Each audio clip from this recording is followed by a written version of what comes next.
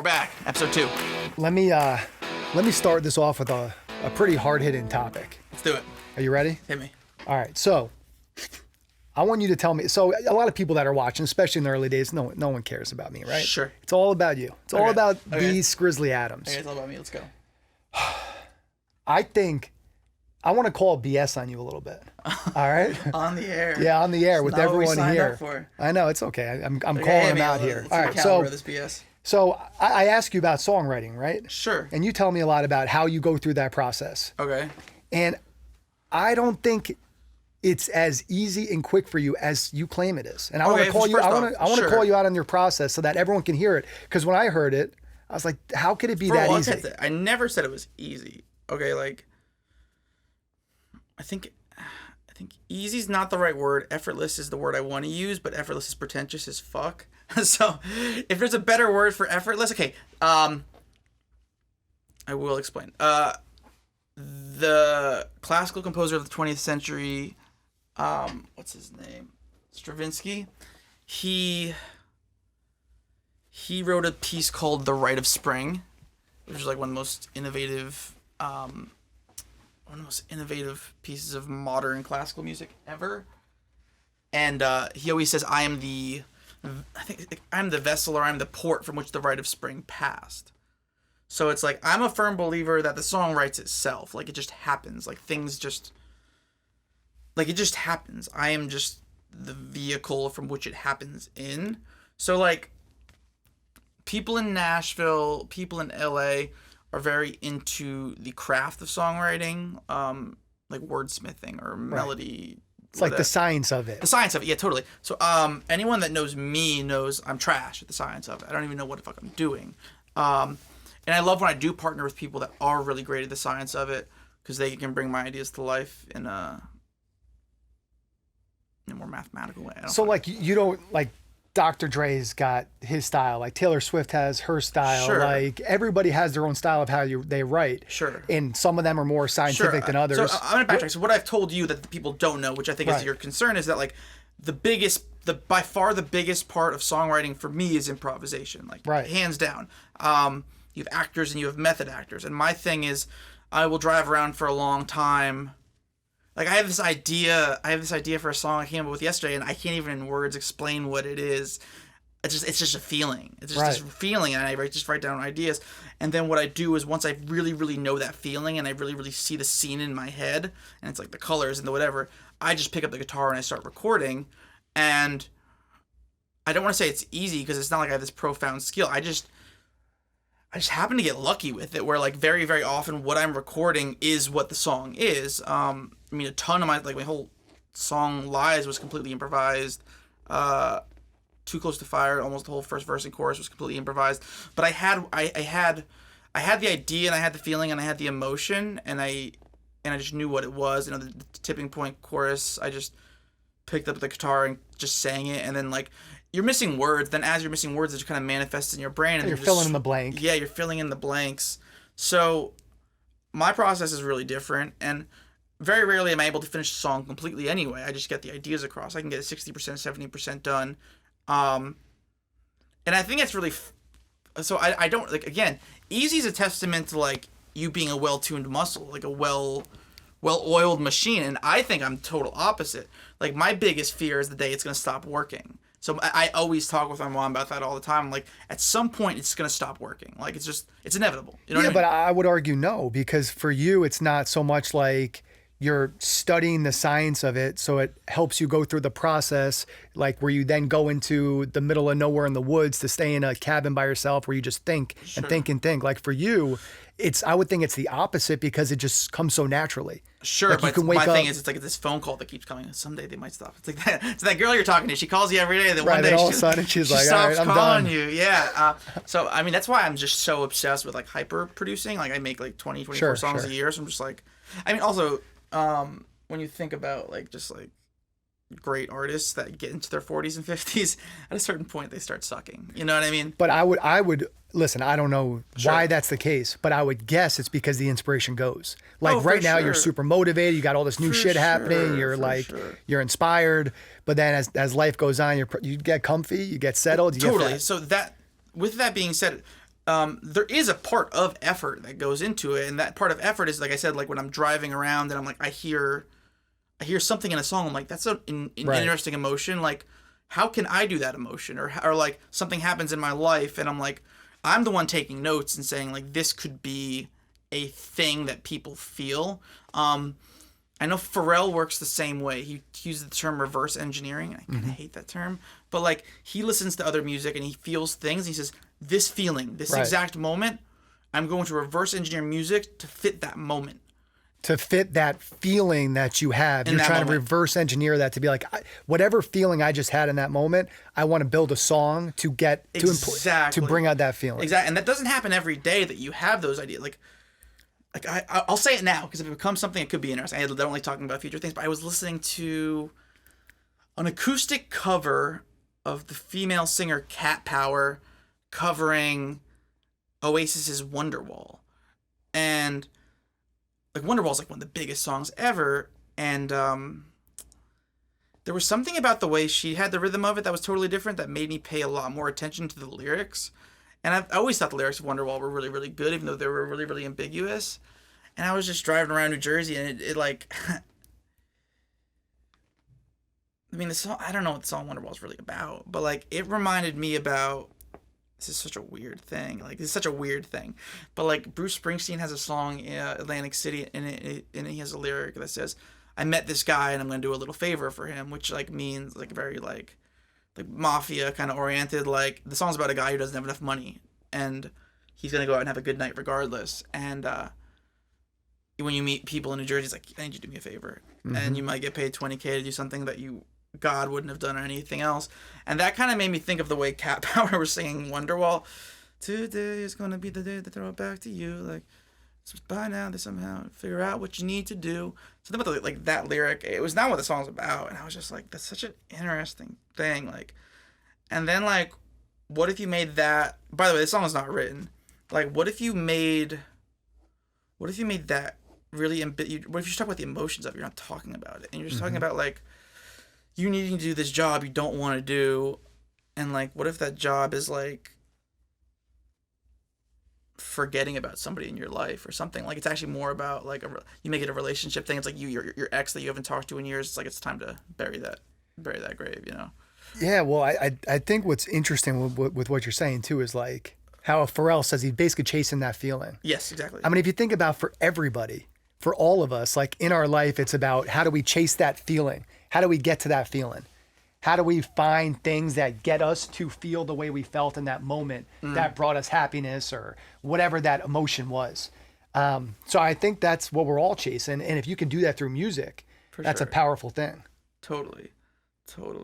I think the thing I try to do, which I think is different than like the LA and the Nashville songwriters, which are skill-wise, they're eons beyond me, is that the feeling I try to find, I want it to be really, really, really, really, really, really specific and really, really, really universal at the exact same time. So once something's like, it's like, the reason being, because like, there are feelings that like maybe everyone is going to have in their life, and they might only experience like once or twice. Sure. But once they experience it and then they have a song that's affiliated with it, right, it's locked in. Right. You don't forget that. Yeah, exactly. It's just locked in super fucking hard. Whereas, like, I think pop music tries to play off of... Actually, I don't know. I'm going to backtrack. Like, what's the number one song in America right now? The number one song in America, I've only heard it once, is Driver's License.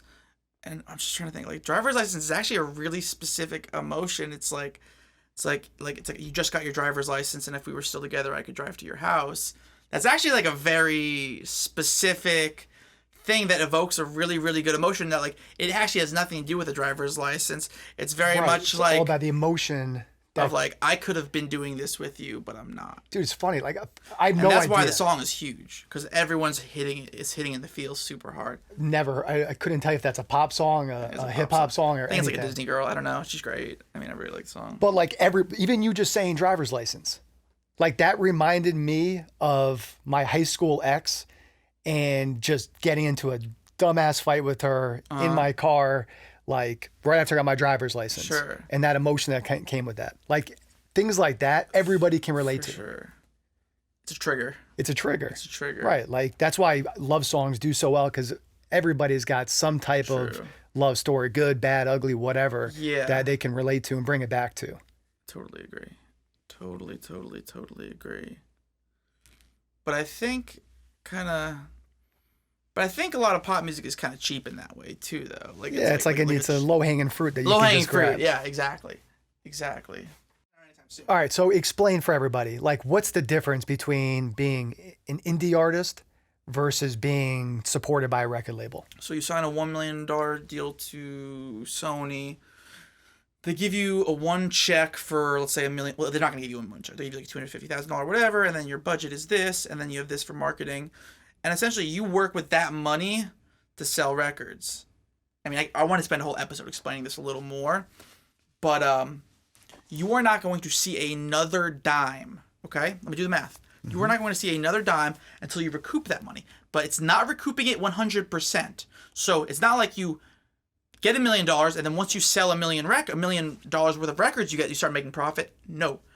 It's an 87-13% split, okay? Mm-hmm. And you recoup not out of the 87, not out of the 100, out of the 13. So hear me out on this. What's the thing? So it's 13 over 87 equals, so 100 times 0.87 divided by 0.13. So it's like once you make the record label $6.7 million, $6.7 million, you start seeing 13 cents on every dollar. It's incredible. It's incredible. People don't realize that. But you were given $1 million and you take no risk. Well, we talked about this last week. You were explaining to me that that's how startups are. Yeah, with anything. It's like when you have the money, you have the power, and the terms then get negotiated in your favor. When you don't have the money, when you need the resources, you're behind the eight ball. And that's what it's like in the startup world. Like, oh yeah, and I think one of my closest friends is a lawyer, and he always explains to me, it's like the truth is, it's like 1 in every 30 actually recoup that money. Sure. So it's like you gotta if you're you gotta rape them financially if you're gonna fund everybody else. Like, and obviously this all changes when you have leverage. If me, Skrizzly, has a record that's doing 500,000 streams a day and we're on fire, a label's gonna be a lot more open to a 50-50 split. Sure. So until then, back to just being indie. Being indie is like, let's say I make $5,000 a month. I'm using that money to fund advertising. I'm using that money to fund whatever I have to fund. Yeah, for business people, it's basically like bootstrapping, where you're putting anything you make, you're putting back in the business to try to grow the business. It's much slower. I've never heard that term. Yeah, that's like in the startup world, it's like when you don't raise outside capital, you're trying to figure out ways to just put up the money that you need yourself to build your business. So it's a slower process. It's not like you're pouring $1 million into something or $10 million into something and expecting explosive growth. You're bootstrapping. That's what you're doing. Yes, that's exactly what it is. So with that, it's really liberating. But with that, it is what it is. I mean, I think a lot of people are seeing a lot of success financially with it, where it's like, it's all about building your monthly income. You make $2,000 a month, you make $5,000 a month. You end up, some people make $200,000 a month. You know what I mean? So that's kind of the main thing I'll say with it. I mean, it's really like, how much do you believe in yourself? Like, and like, also for me, the big thing with being indie is like I know it takes $500,000 to break an album, and I just don't have $500,000 to break an album. So I'll spend $100,000 on this one. I'm gonna spend $300 on the next one. And then I'll spend. So it's like a lot of the major labels betting on out the gate. Number one is the big one. And I'm betting on the fact that I'm going to be able to do this over and over and over. Right. You're betting on yourself. Like, you're not just a one-hit wonder. Yeah. If you thought you were a one-hit wonder, then you want to just pour everything into that. Definitely go to a label. If you got one hit on your hands, sign to the label. That's it. And just pray that they blow you up. They build out this great brand, and then you take off from there. Yourself other ways. Right. In other ways, exactly. But you're taking the bet of like, hey, I'm going to keep putting out songs that are quality, and then eventually I'm going to get to a point where I'm in a good spot, have a good audience, bring in good money. Gotcha. Agreed totally. Let me see if I got anything else here. All the instruments you play and what age you learned them. So I think did I see like 7 harmonicas somewhere in here? 8,000 harmonicas. Yeah. So many harmonicas. How many different instruments? That is a good question. How many different instruments do you play? Anyone, I think a big misconception is that I'm a good musician. I am what you call a bad musician, but I have good feel. I think that's like my forte. So I can play a lot of instruments poorly. I can play guitar, all different types of guitars. I can play harmonica. I can play bass. I can play piano. In the past, I've played violin pretty well. I can play trumpet. I can play the saxophone a little bit. I used to play a baritone. Is it knowing how to play one instrument? Now other instruments become easier to play? Yeah, of course. Because I feel like that's how a lot of people are, where they can at least... So I'm really excited. I don't know when this is coming out, but Feb 5th, I have a song coming out called Foolish, which I'm really, really excited about. And I sent it over to some... from the distributor who handles a lot of the promotion, and I was just saying like, hey, by the way, here's the new version. I think it's a lot better. And here's just a sales point. I don't know if it matters at all, but I'm playing every single instrument on this song, whereas on the album I'm not playing. Like this is the one song. So on this song, every instrument that we're going to hear is going to be you playing. But I think it was funny. Then I kind of sent the email out, and I'm like, let me listen to the instrumental real quick. And I think it's such a fun. I mean, I'm not proud of myself as a musician, but I'm super proud of myself as a songwriter. Where it's like the bass line, 4 notes. The guitar part, just 3 power chords. The harmonica part, 4 notes.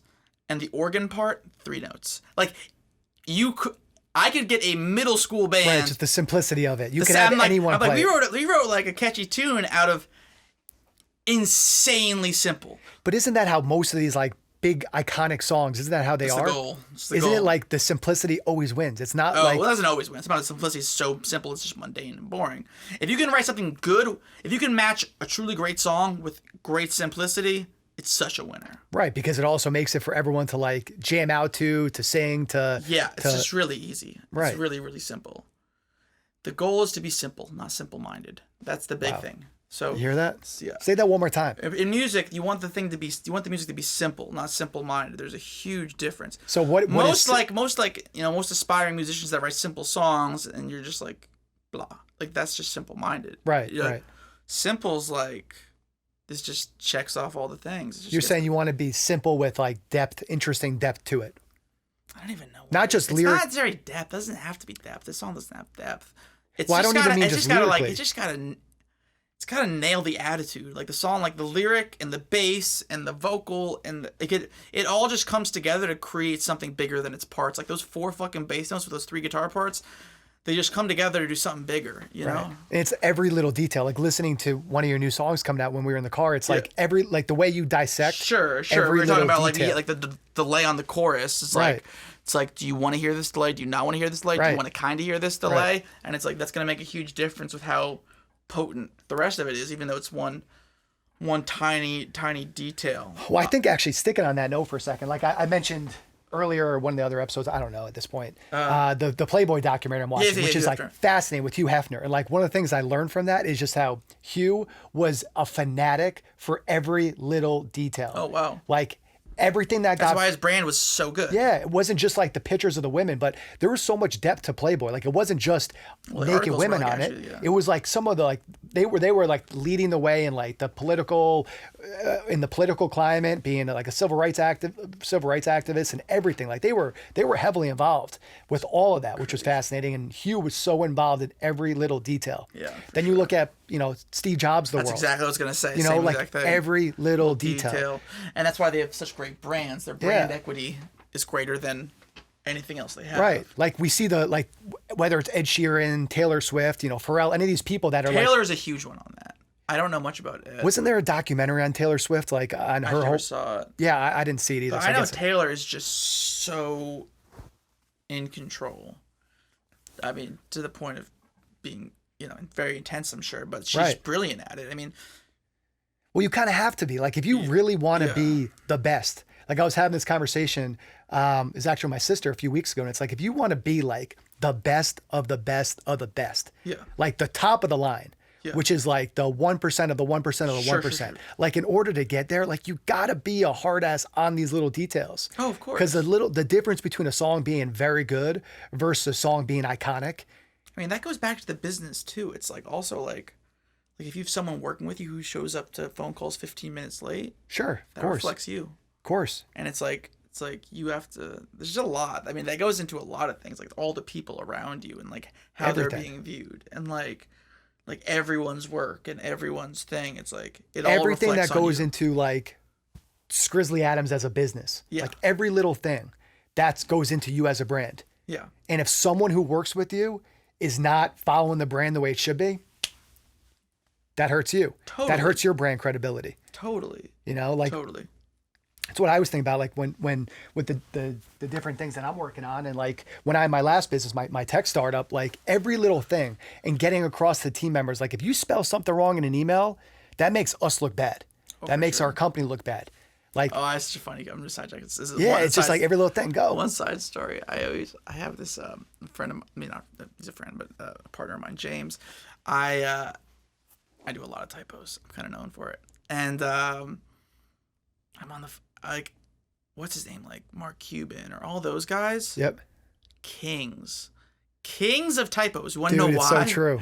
Want to know all billionaires? So true. All their statuses where they can where they can literally edit them. Yep. They never change them. They never change them, and they are because they're almost coming off as like, I'm busy. I have bigger things to worry about than grammar. It's the truest thing, but obviously I'm in no business. So I made like a bad typo, and I was like, nah, man. I was telling him, he's like, yo, you fucked up everything in that email, and I was like, nah, man, it's a flex. Like they're gonna know I'm busy. They're gonna know they're gonna know I'm like a future billionaire, right. And they're like, no, they probably think you're a fucking idiot. Right? They're like, this guy just doesn't care. And I was like, I don't care, but you are right. So it's funny. Speaking of Cuban, so I reached out back when I was a senior in college. I was running this entrepreneur program that we were starting up, and I wanted him to come speak at my school. So I like sent him a couple emails. He finally got back to me. All he said was like, wish I could, ... THX, thanks. And like, that's it, yeah. He had like some things spelled wrong. And I was like, first of all, it's awesome that he even responded to this like 21-year-old kid about coming. And that was the coolest fucking email I've ever seen. Yeah, that's like, what they do. I haven't seen someone write THX in ever, but now it's all I want to do is write THX. No more ANKS, no more. THX, everybody.